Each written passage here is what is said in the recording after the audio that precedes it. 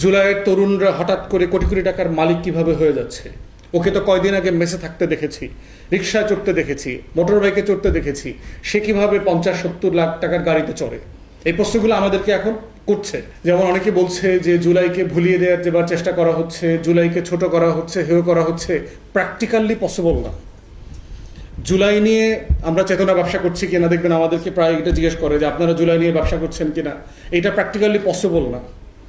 কারণ হচ্ছে মুক্তিযুদ্ধ ব্যবসায়ীদেরকে তারা যে চেতনা ব্যবসা করছে এটা বলবার পরিবেশ তৈরি করতেই 50 বছর লেগেছে। কিন্তু জুলাইয়ের ঘটনার 2 বছরের মাথায় ইতিমধ্যে আমাদেরকে এই জবাবদিহিতার মধ্যে আসতে হচ্ছে যে আমরা আসলে জুলাইকে নিয়ে ব্যবসা করছি কিনা, জুলাইকে ধারণ করছি কিনা। জুলাইয়ের তরুণরা হঠাৎ করে কোটি কোটি টাকার মালিক কিভাবে হয়ে যাচ্ছে। ওকে তো কয়দিন আগে মেসে থাকতে দেখেছি, রিক্সায় চড়তে দেখেছি, মোটর বাইকে চড়তে দেখেছি। সে কিভাবে 50-70 লাখ টাকার গাড়িতে চড়ে?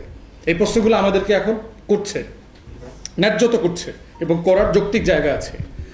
অতএব সেই জায়গাতে আমরা বোধ করছি যে জুলাইয়ের সবচেয়ে বড় চ্যালেঞ্জ হচ্ছে ন্যারেটিভ বিল্ডিং।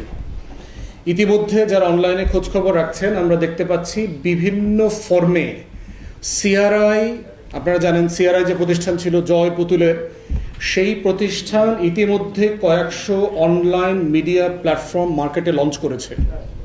আমি এগুলোর নাম বলছি না, বাট আমরা এগুলো সম্পর্কে জানতে পারছি। এদের 2-4টা টকশোতে আমরা নিজেরাও গিয়েছি।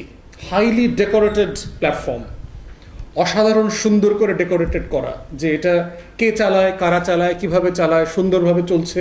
এটা নিয়ে দেখলাম যে খুব বেশি কথা তারা বলছেন না, কিন্তু আমি যেহেতু রেগুলার টেলিভিশনগুলোতে যাই, স্টুডিওতে যাই, আমি দেখে বুঝতে পারতেছি বাংলাদেশের যে কোনো রেগুলার টেলিভিশন স্টুডিও থেকে তাদের স্টুডিও ডেকোরেশন হাইটেক, যে ক্যামেরা থেকে শুরু করে সবকিছু অনেক সাজানো গুছানো।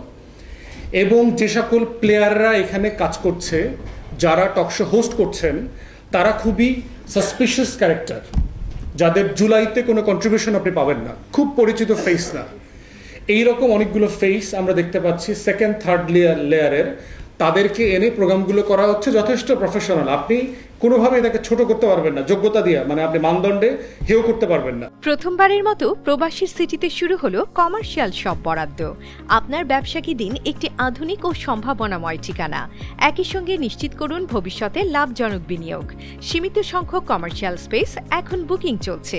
স্ক্রিনে প্রদর্শিত নাম্বারে আজই যোগাযোগ করুন এবং আপনার পছন্দের শপটি বুকিং নিশ্চিত করুন। স্পেস সীমিত, তাই দেরি নয়, আজই বুকিং করুন। প্রবাসীর সিটি, আপনার ব্যবসা ও বিনিয়োগের স্মার্ট সমাধান।